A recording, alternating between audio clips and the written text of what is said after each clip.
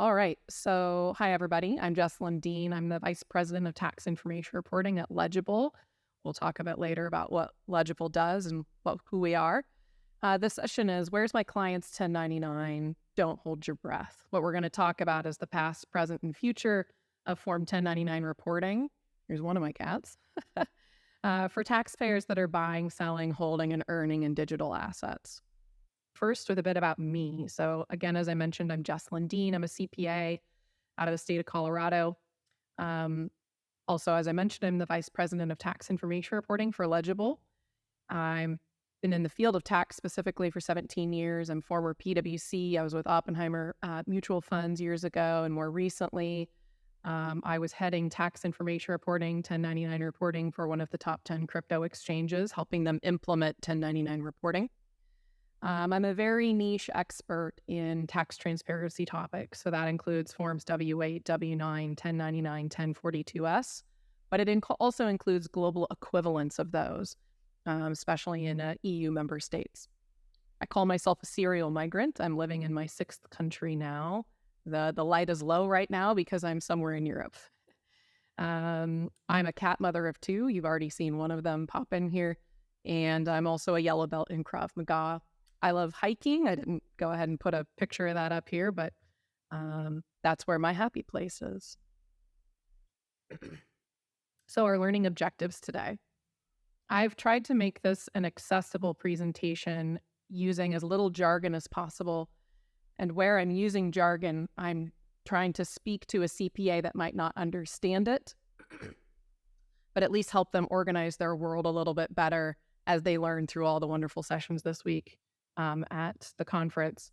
So ideally, you're going to walk away with what kinds of Forms 1099 that you're going to get for your clients that buy, hold, sell, and earn crypto and other digital assets. Some things we'll define. What options are available to you or them to calculate cost basis and taxable income when no Form 1099 is received? And what does the future hold for new and emerging Form 1099 requirements? And what this means for future record reconciliation. So I want to start off with some key terminology. Always a good place to level set. So today, I'm not going to explain what most of these words mean. I'm not going to teach you what staking is. I'm not going to teach you what a DAO is. There's lots of other wonderful sessions that are going on this week and today that probably go into more of this. What we're trying to do here with this slide is categorize different terms into sort of meaningful categories for tax purposes and 1099 purposes. So first, I've given a list here of what are some examples of digital assets. We like using the digital asset because it's a broader term than just crypto. So digital assets does include crypto like ETH, BTC, and so on. Very well known, but there's thousands of different kinds of crypto assets. Also includes NFTs, probably have heard that word before, but also more emerging things like liquidity tokens and wrapped tokens and voting tokens and gaming tokens, stable coins, which are kind of like a money market fund, if you know what that is. Also tokenized securities, tokenized real estate, tokenized real world assets. All of those things fall into a category called digital assets. Interestingly, there at the bottom, spot Bitcoin ETF is not a digital asset. We'll get to that more at the end. I've got some good flavors at the end for that topic. So then I'm going to categorize some terms into three buckets here. CEX, DEX or DEX, DAO, DeFi. These are all providers, organizations, or platforms where your taxpayer, your client, might be doing business, buying, selling, earning, or holding crypto. They might also be doing that within their own self-hosted wallet. It's kind of like holding your digital asset under your mattress. But you don't get a 1099 from your mattress. So we're really focused on the providers out there that might be in scope of handing out some 1099s each year. I'm not going to explain in great detail what the difference between a centralized exchange and a decentralized exchange is, because that's really technical mechanics. But the differentiation will come up later when we talk about who's giving out 1099s and who isn't. The second bucket of terminology is words that relate to income type transactions. Interest and yield probably resonate for newbies to the digital asset space. But income type transactions also include mining rewards, staking rewards, airdrops, affiliate programs, NFT primary drop, NFT royalties, earn programs. All of those terms generally mean an income producing event. Sale and exchange type transactions are our last category. These terms are probably mostly the same as what we would see with like traditional investments like in equities and securities: buying, selling, withdrawing, exchanging, transferring, and the last one is hold, but you also see that spelled HODL, HODL. It's just a niche term specific to the crypto industry. Again, you don't need to be understanding exactly all those words for the purposes of today's session. We just want to have categorized them into these buckets so that we have a better understanding of why something does or doesn't generate a 1099 and when might it generate a 1099. I'll also pause here to mention, please, any questions, drop them in the Q&A. It's easier for me to sort of moderate there. The chat function is also fine, but the Q&A panel is just a little bit easier to manage. So we'll have time. If I see something pop up while I'm talking, feel free to throw it in. Otherwise, we can get to some at the end if it's better to fit them in there.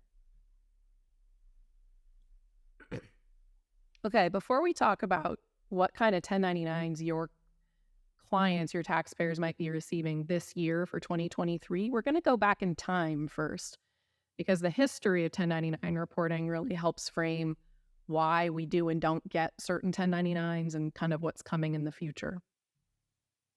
So the past was absolute chaos. It's still a bit of chaos today, to be honest, but the past was more chaotic. In the past, there was very little 1099 reporting. Crypto was really born from 2009. And moving forward, income type transactions were not being reported on Form 1099 MISC or K or INT.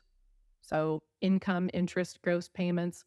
Those words from the previous slide, like staking rewards and airdrops, weren't being reported anywhere. Sale and exchange transactions, however, we saw some centralized exchanges like a Coinbase or maybe a Kraken that were reporting the proceeds from the sale of digital assets on either a Form 1099-K or a Form 1099 MISC. But they weren't reporting on 1099-Bs, and they certainly weren't reporting cost basis. So from an IRS enforcement perspective, this actually led to primarily John Doe summonses. These are summonses that the IRS can put out to organizations like exchanges to say, we believe that there's an unknown quantity, but probably a large quantity, of people within your record keeping that are not paying their taxes, and we want to know who they are. We've set out some criteria to disclose who they are to us so we can start investigating those individuals. This also wasn't great for taxpayers, as you can see. So taxpayers that don't want to be compliant can be caught by a John Doe summons.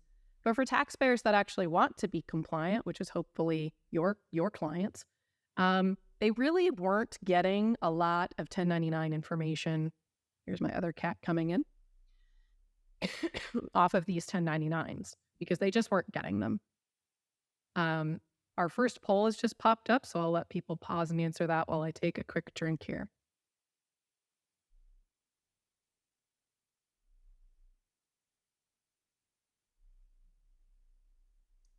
So I'll pause here for a moment and, sort of ask a question. Well, why? Why was this so chaotic? Why are there no 1099s in the past? Well, lack of clarity. That's a very simple answer. But it is more specific. The first specific reason is that the 1099-B proceeds and basis rules have a very specific definition of what a broker is and what is a covered security, a thing that is in scope of being reported on a B. And it was largely held by myself and all of my peers in the industry that in the past, those definitions did not cover crypto and most digital assets. I say most, not all, but most. And therefore, we're not in scope of this reporting. And the other sort of bigger reason is a lot of crypto native organizations, meaning companies that didn't exist before crypto, like crypto exchanges, they didn't have an expert like me on staff. A lot of them started without compliance experts. Over the years, compliance people were hired and started getting that sort of anti-money laundering and know your customer house in order. But without someone like me, or with some level of expertise in tax information reporting, a lot of crypto exchanges simply didn't realize or didn't know that some of this might actually be required. So if we move on from the past, we're going to start looking at what does today look like. I'm going to first tick through that list on the left, and then I'll go into each little thing in a bit more detail. Today, 1099 reporting is a bit more logical. It's largely, though, focused on income type payments. It's focused on the concept of dominion and control. We'll come back to that in a moment. Today, though, we are still seeking more clarity on 1099 reporting that applies to the sale or exchange of digital assets, which means there's not still so much reporting in that bucket. We have crypto tax aggregator software to fill the gaps.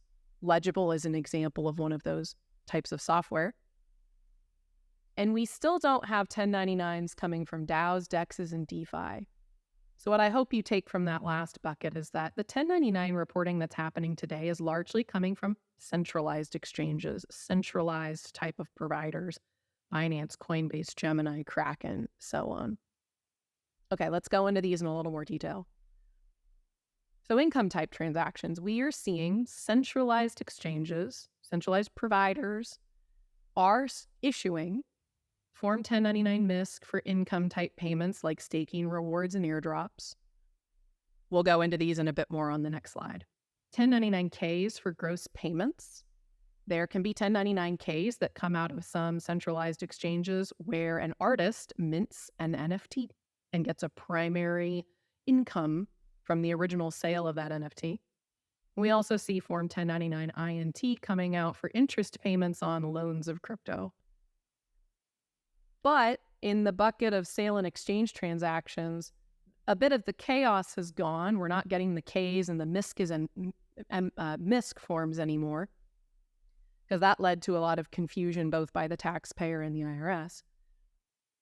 But it sort of means a bit of that got scaled back, and taxpayers are still left with not really great 1099s for proceeds and basis when they sell or exchange their digital assets.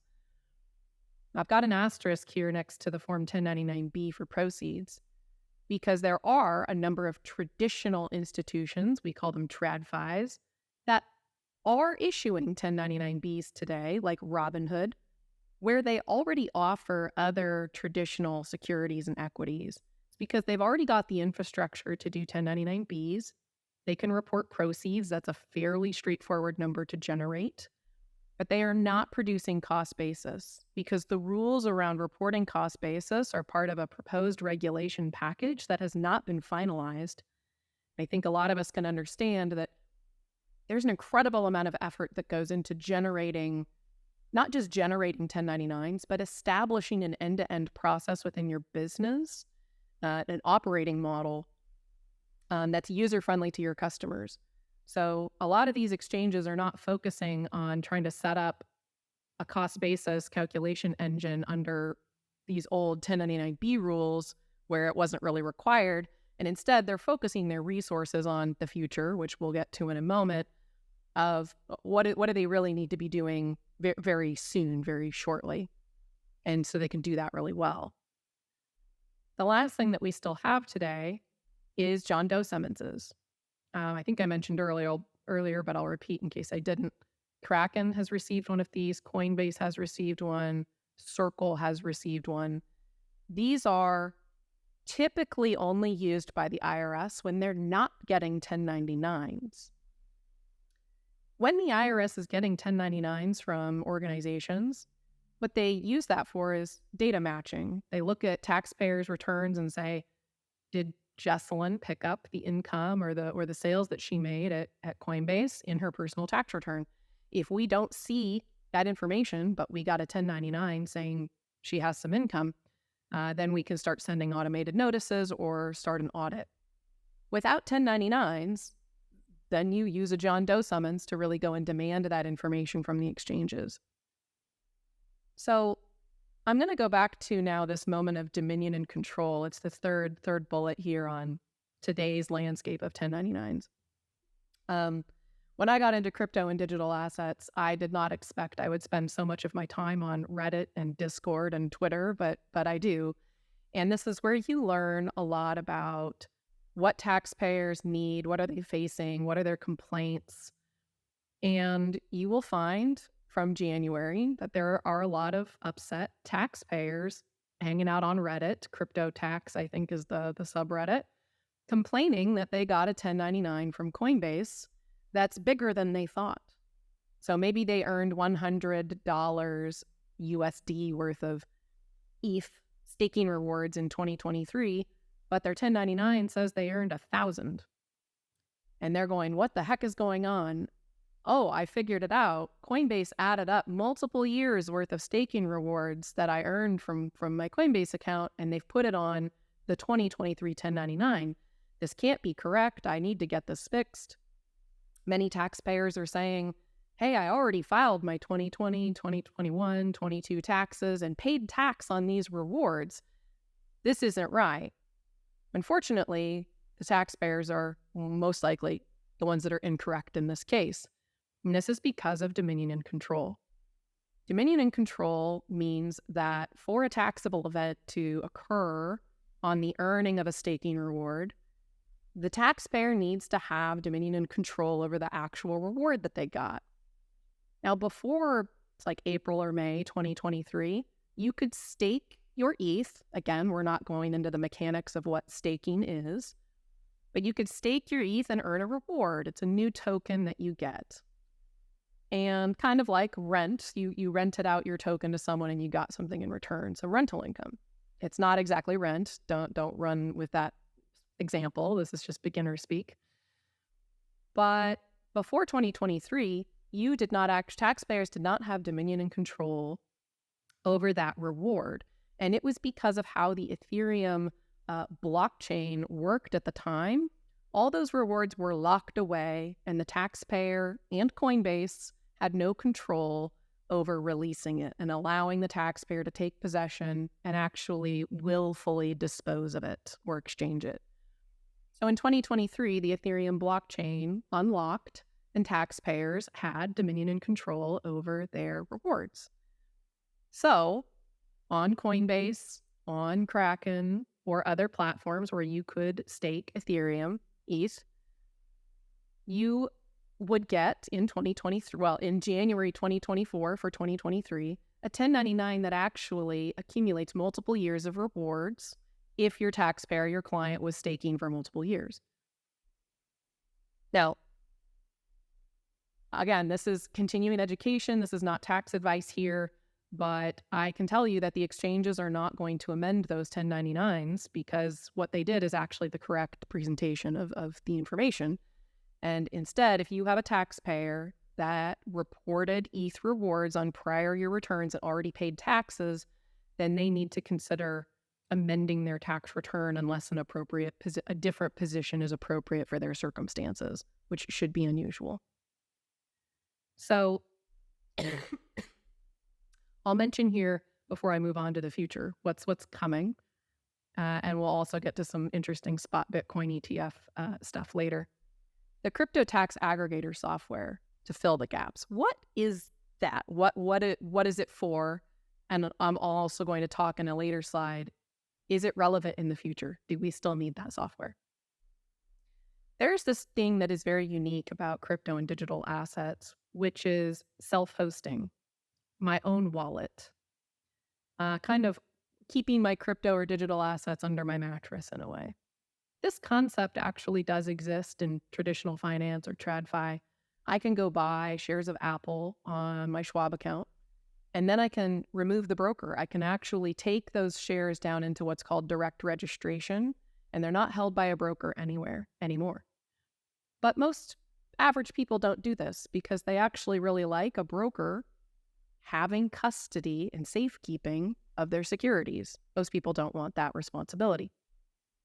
But in crypto and digital assets, this is actually a very typical way of holding crypto for the long term, holding digital assets for the long term is your own safekeeping.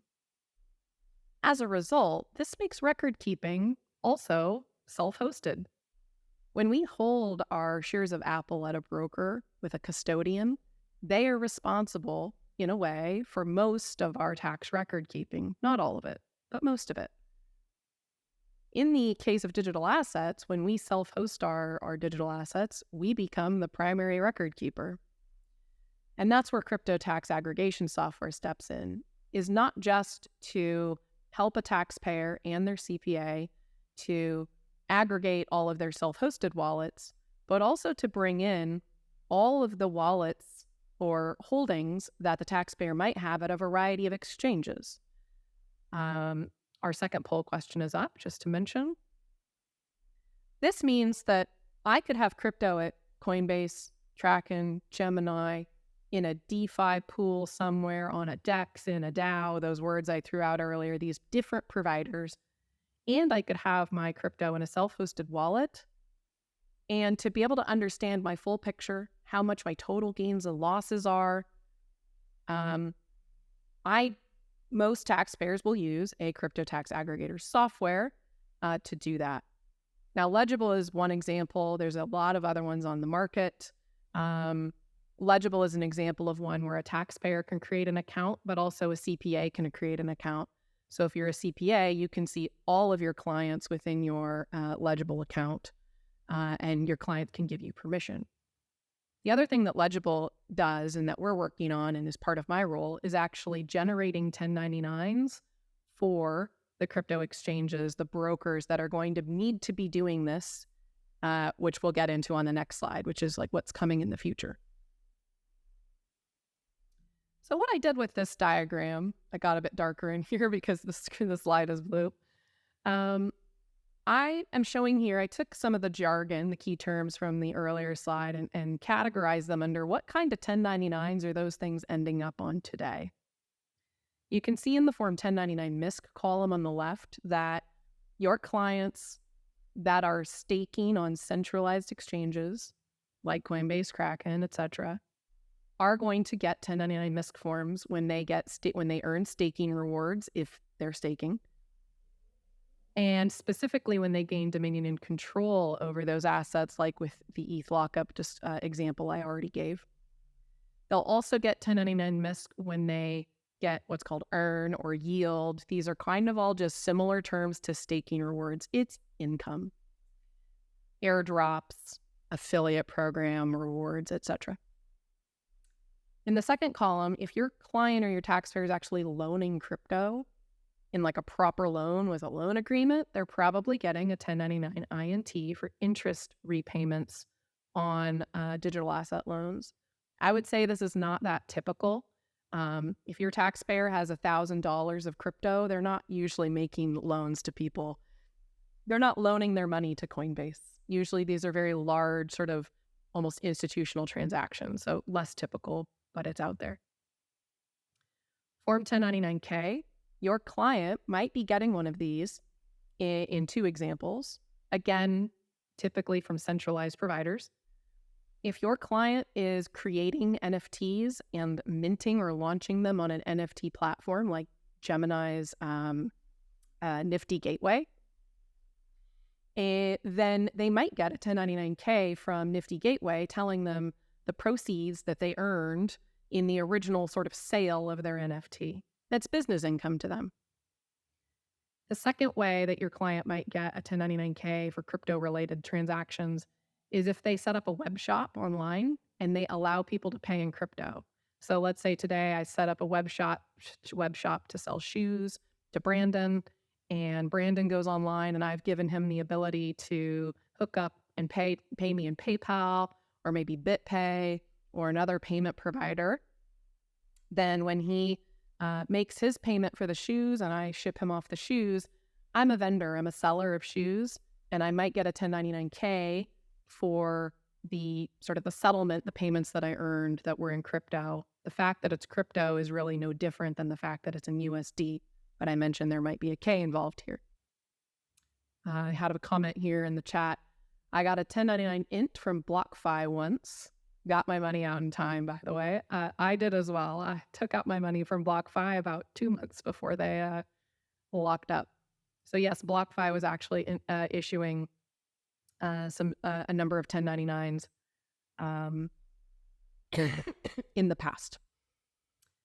So what's going on Form 1099-B? This one gets a little bit murkier, so you might have to study the slide later. Gross proceeds only, no cost basis, on the sale of crypto or digital assets when it's at TradFi traditional financial institutions. This is my Robinhood example. Your clients might be getting a B, but there's no basis. Or if there is basis, it's not reported to the IRS, but I'm fairly certain there's no basis on it.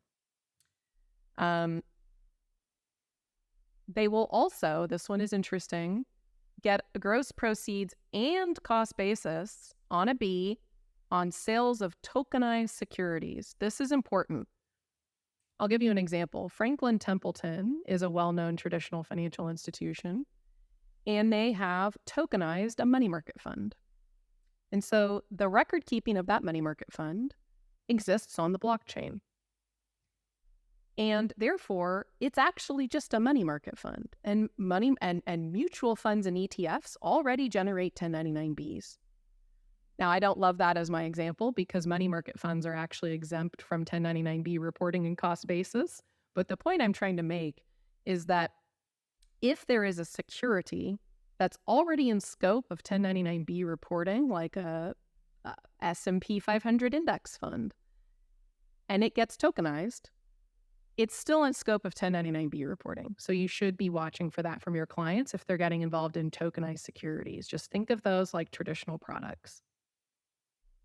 Okay, now we're in the column of nothing to unclear. You're not going to get a 1099 for your clients. The taxpayers are not likely to get 1099s today.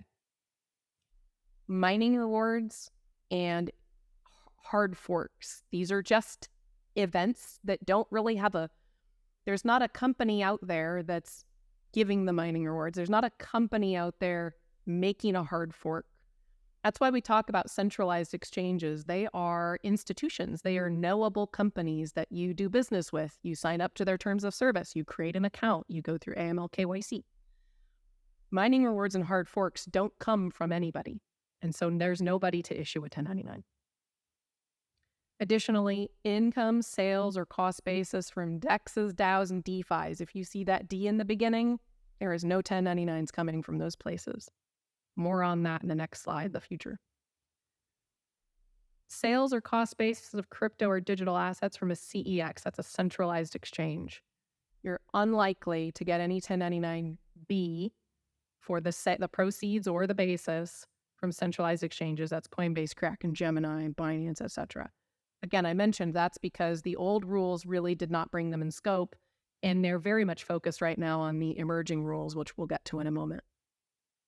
The last thing, activity, this is back to our key terminology earlier, that will not generate a 1099 today is NFT royalties and NFT secondary sales.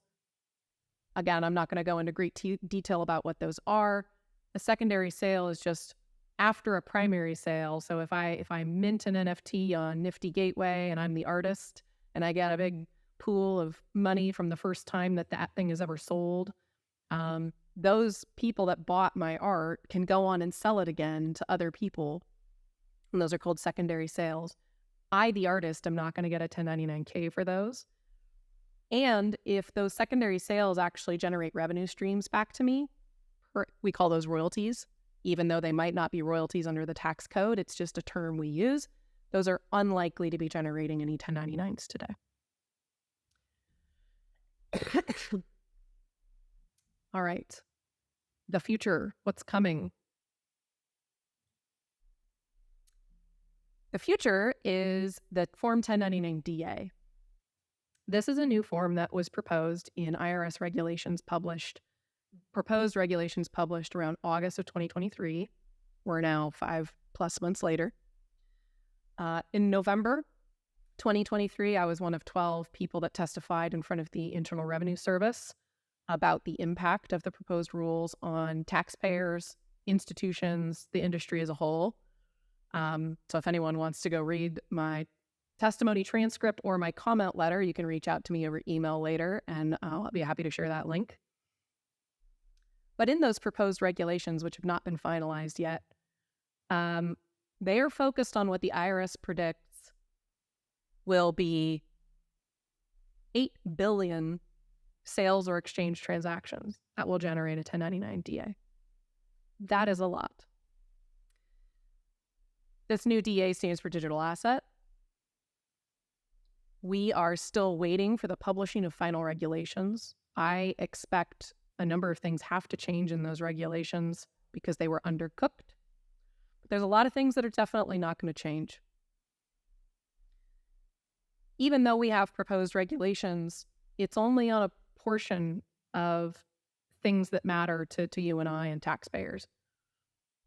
They don't address yet cost basis transfers, how cost basis actually moves from Coinbase to Kraken to Gemini to my private wallet.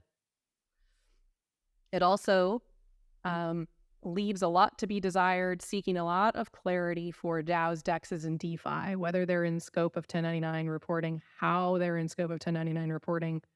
This is a big issue. And then we ask the question, does crypto tax aggregation software still stay relevant? The answer is yes, but we'll get into a bit of why that is. Take a moment for some water here.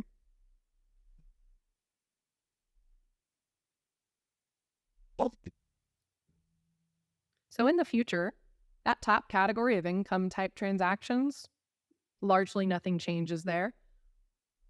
What I think we'll see instead is more institutions actually realizing they need to be doing that.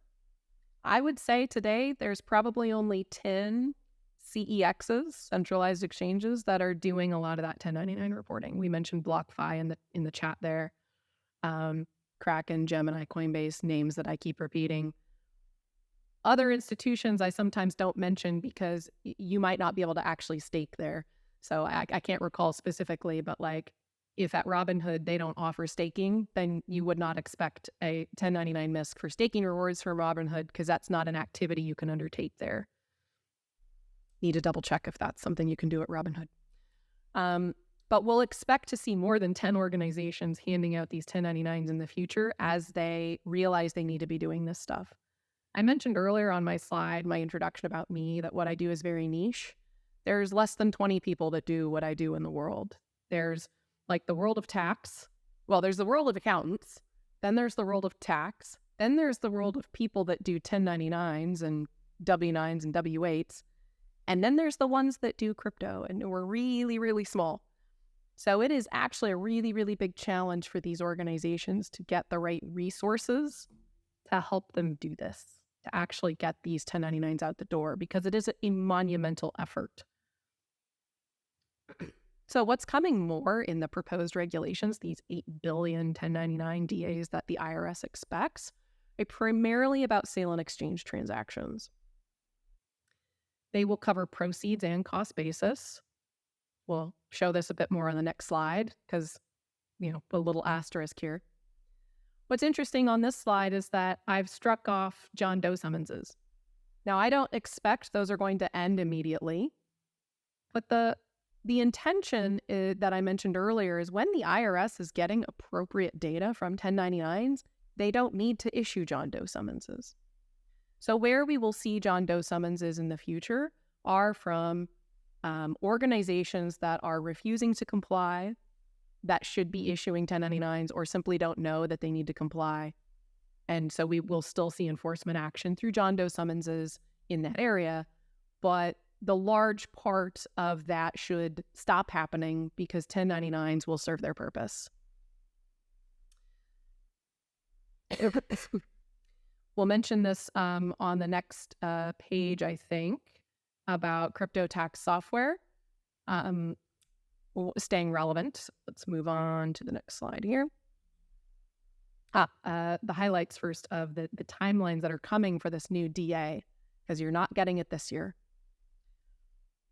From January 1 of 2023, so about 13 months ago, brokers, these are any crypto organizations, crypto providers, digital asset providers that fall into scope of being a broker, which is a very broad definition we won't get into today.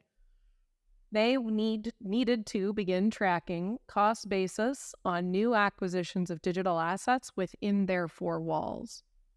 That means if Jessalyn goes to Coinbase, brings in some USD, and buys Bitcoin on Coinbase, Coinbase starts tracking Jessalyn's cost basis in that unit of Bitcoin from January 1, 2023.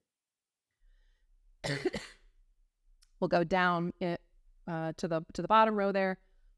From Jan 1, 2025, so that's 10 months from now, brokers will begin tracking new sales of digital assets and doing tax withholding on sales of digital assets where they don't have a certified TIN on file via, for example, a Form W-9. So that means tax withholding starts 10 months from now on Coinbase, Kraken, Gemini, etc.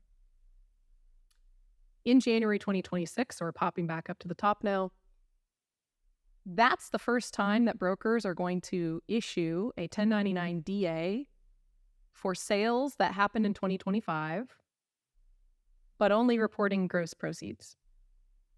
There will not be basis. Then, back down into the bottom slide, Jan 2027, we are now 3 years away from that here. Brokers will make their first reporting of 2026 sales of digital assets with cost basis on acquisitions from 1/1/23, meaning if it was acquired back to 1/1/2023 but sold in 2026, it will be reported in 2027's January 1099. And in the unknown bucket, upper right-hand corner, cost basis transfer reporting to the IRS. What this means is, and actually I think I have this on the next slide. Yeah, I'll talk about the transfers here. So on the left side is proceeds, on the right side is basis. There's some nuance here. And it's not a great outcome for taxpayers at first. It's going to be many years before this is fully phased in. So proceeds will be reported on a DA, just like the cost basis. But proceeds reporting is only required by brokers that affect sales of digital assets. And that includes some, but not all, DEXs, DeFi, and DAOs. So this one is a wider scope of organizations that will need to report proceeds.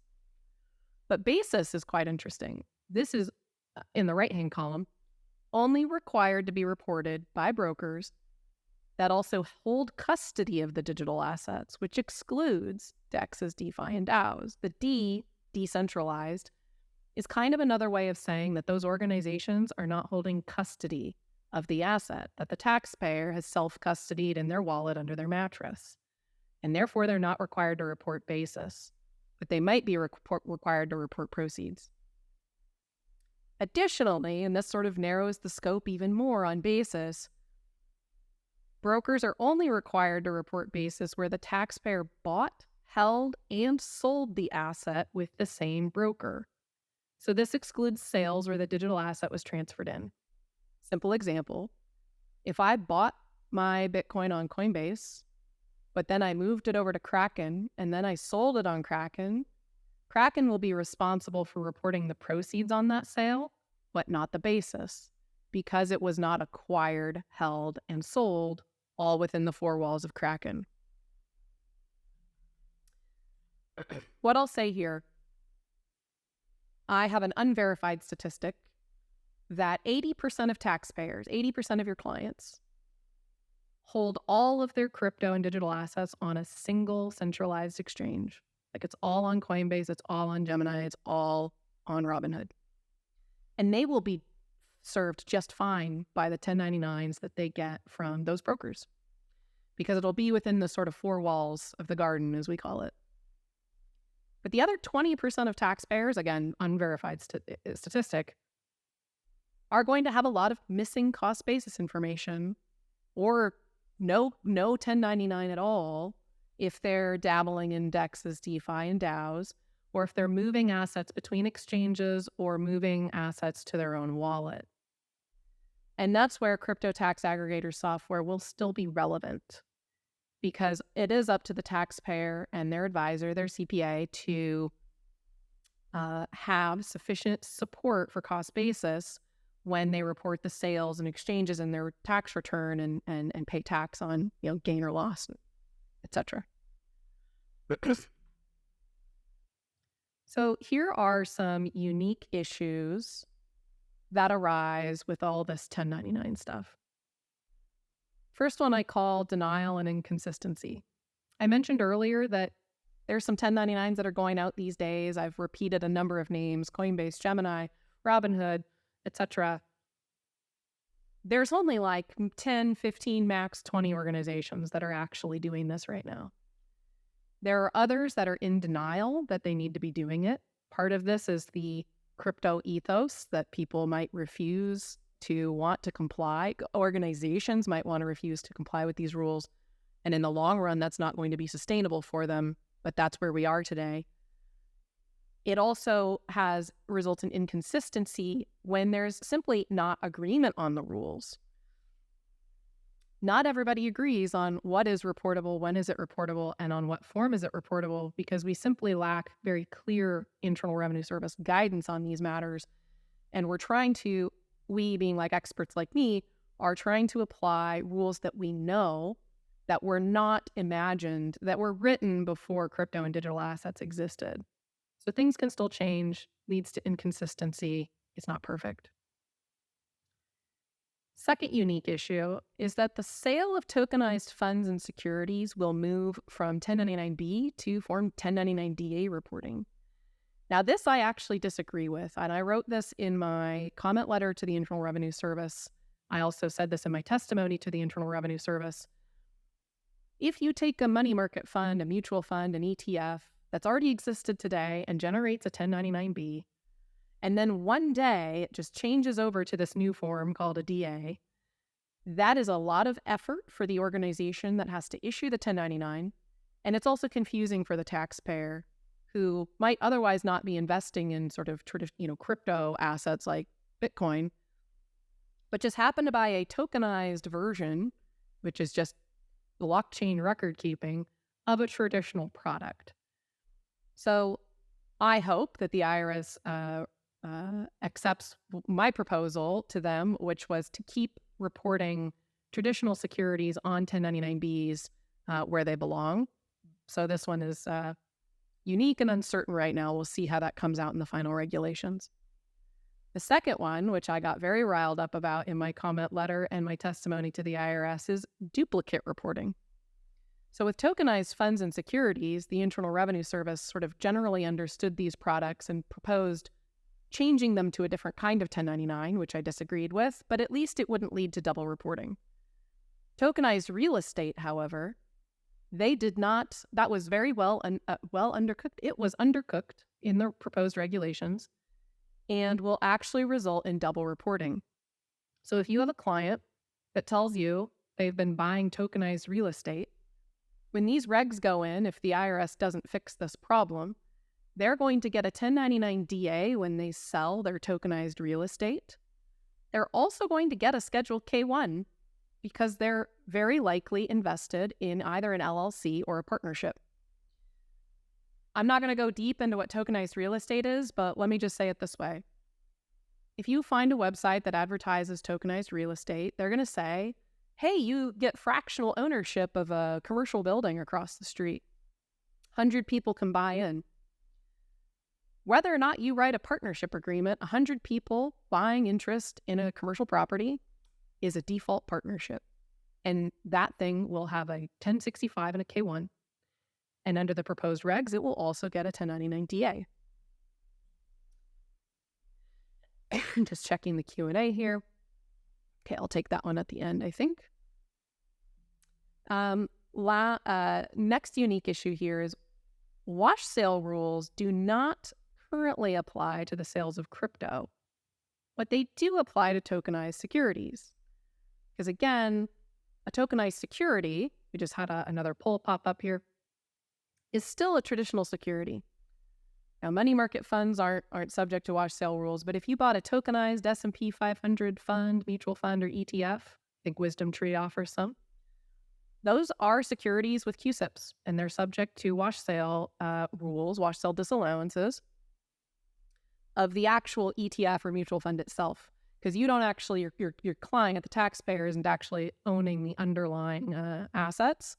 They own an ETF, and it's subject to wash sale rules. But if they buy crypto, that's not currently that's not currently subject to wash sale rules.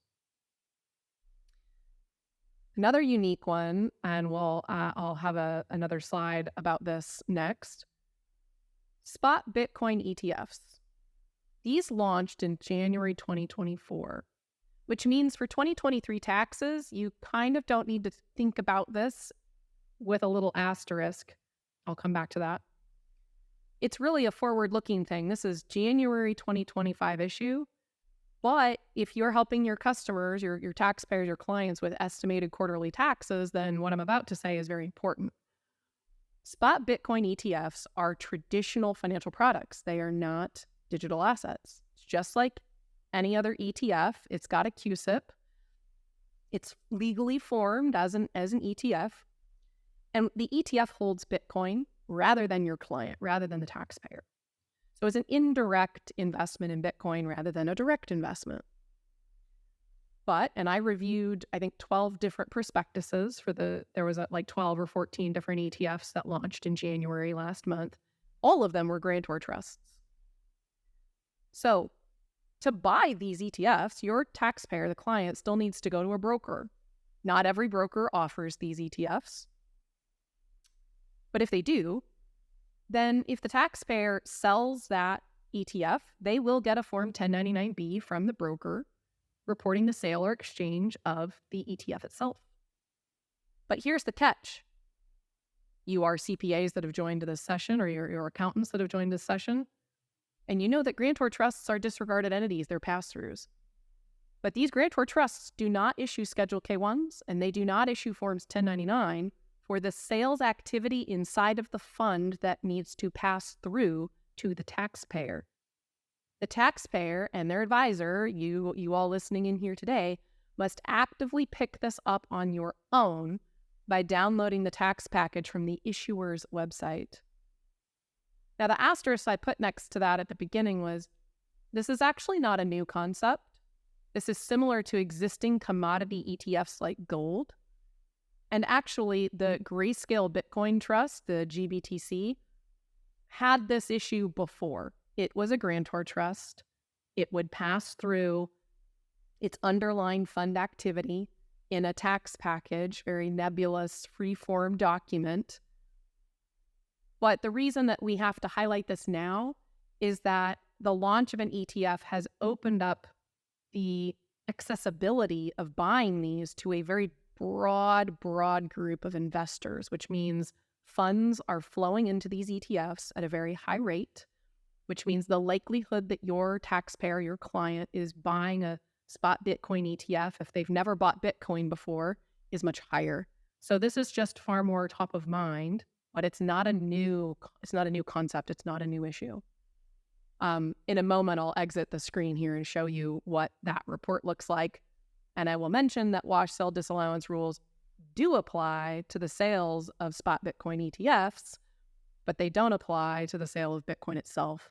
So if your taxpayer was invested in Bitcoin, they're not subject to wash sale disallowance rules, but if they want indirect investment through the ETF has a CUSIP and it is subject to wash sale disallowance rules. Okay, I'm going to do a quick little escape here, and I'll show you. Here is an example. This website, grayscale.com, you can type into Google Grayscale Tax Center and you'll find this link. And this is a screenshot of what you'll find. Their documents page will let you download the tax letter for each year of Grayscale Bitcoin Trust. Now there's other products on that page, Grayscale Ethereum Trust, et cetera, et cetera. This is just at the top. And here is what this looks like.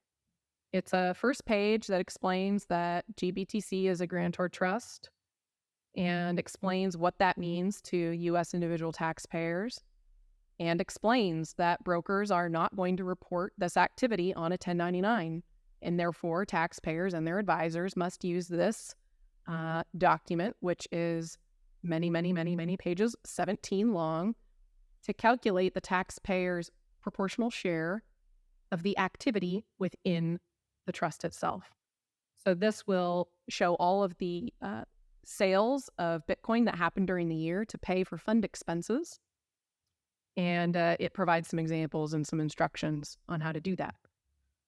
Let me come back here and relaunch my screen share or full screen. Okay, I'm going to say this about that. Most taxpayers have no idea they need to do this. And I have seen a number of articles in the last couple weeks from very reputable news agencies that don't point this out.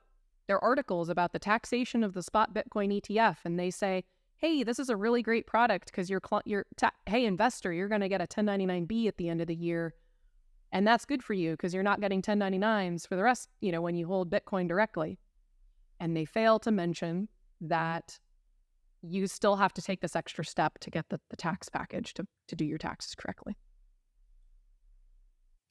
This is a quote that I gave to the IRS in my testimony in November. The IRS has failed to capture and address the reality of most real estate transactions that leverage blockchain technology. This is because investors in tokenized real estate are not buying and selling tokens representing ownership interests in real estate.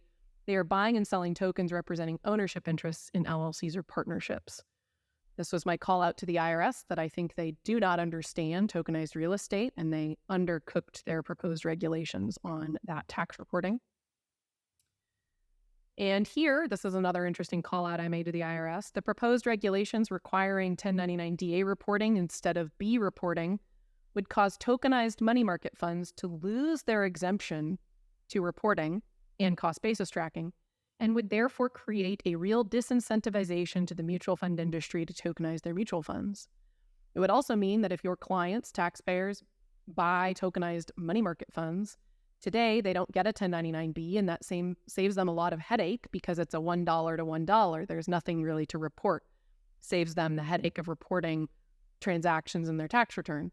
But if they bought a tokenized money market fund under the proposed rules, it would lose its exemption from B reporting, and taxpayers would have to report all the gains, losses, it's dollar for dollar, proceeds and basis on those transactions, which would be burdensome. Future of crypto tax software. We got 4 minutes left. Gonna hope to get to Andres' question. I mentioned earlier, taxpayers will still need crypto tax aggregator software. This is in the circumstances where they are transferring digital assets between exchanges or platforms, between Coinbase and Kraken, when they use anything with the D, DeFi, DEXs, DAO, and when they self-host private wallets, keep their crypto under their mattress. Taxpayers that can be served without needing crypto tax aggregator software, though, are those that buy, hold, and sell all of their digital assets on a single platform, typically a CEX, centralized. And general statistics indicate this could be 80% of taxpayers.